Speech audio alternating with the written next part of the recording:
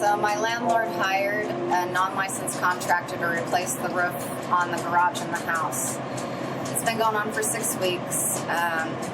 He tore off the roofing off the house and it started raining. He didn't have it covered properly. And so water started pouring into the house on a Friday night. When I called the landlord initially, all she said was, "You can move." And then later on that evening around 9 o'clock, she called back to say that she would get a hotel, but I explained to her I was so exhausted from everything going on and trying to save her floors that I was too tired to move that night. That Sunday, it started raining again and water started pouring in. Water is coming through the ceilings everywhere. It's in the light fixtures. It's traveled all the way down the hall. I've called the landlord and the supposed roofer. I'm not getting any response from anyone. I'm scared for our safety at this point. Couldn't get a hold of the roofer or the landlord, and so I called my insurance and they put me up in a hotel for that evening. This is an older house and it has the potential of having asbestos containing material. The company that they hired to do the water restoration came in and took some samples. I had asked when he took the samples if I could get the results when he got them, and he had agreed. I asked every day for the next week. Even as of today, I asked again for the results. And it was always an excuse. He didn't have them, he forgot. And then the other day it was that she wouldn't release the results to me, so I didn't even know what I was being exposed to. So I went ahead and took my own samples and found out that the popcorn in my bedroom was 8% chrysotile asbestos. They have had fans blowing in there. They've contaminated the bedroom. I'm worried about mold because it's taken over a week for all of this water to dry.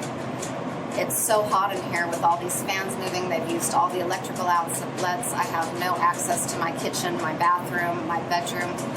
The landlord wouldn't do anything to help get me other living arrangements, and so I was stuck living here for a week with these fans running at over 80-something decibels 24/7. I haven't been able to sleep. I've been stressed. My pets are beyond upset and not eating and scared. I'm trying to pull them in and out of here into hotels and back and forth. Went ahead and roofed everything while it was raining. It's been raining all day. He's roofed over the top of the plywood that was wet and bowed. You can see it right along the bottom edge of the roof line. And here it is, almost a week and a half, going on 2 weeks later. I still have nothing from the landlord. I've paid out over $1,300 in hotels and food, not including gas, electricity, all the food we've lost in the fridge because we can't use the kitchen.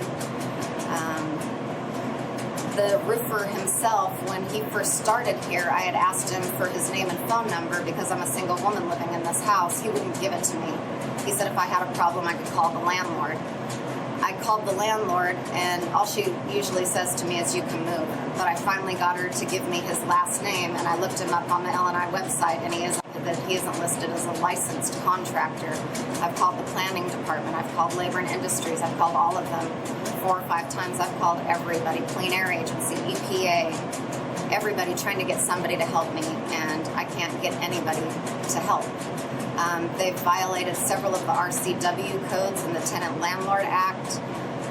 They think that I'm the one that called the planning department, even though they don't know that for sure, and so now they're retaliating and not wanting to help me.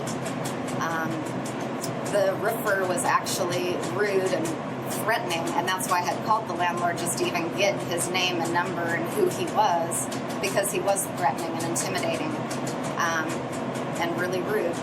I've talked to people that give legal assistance for problems with the Landlord-Tenant Act. Even they said the same thing, that they have all these codes, but there's really not anybody that's enforcing them.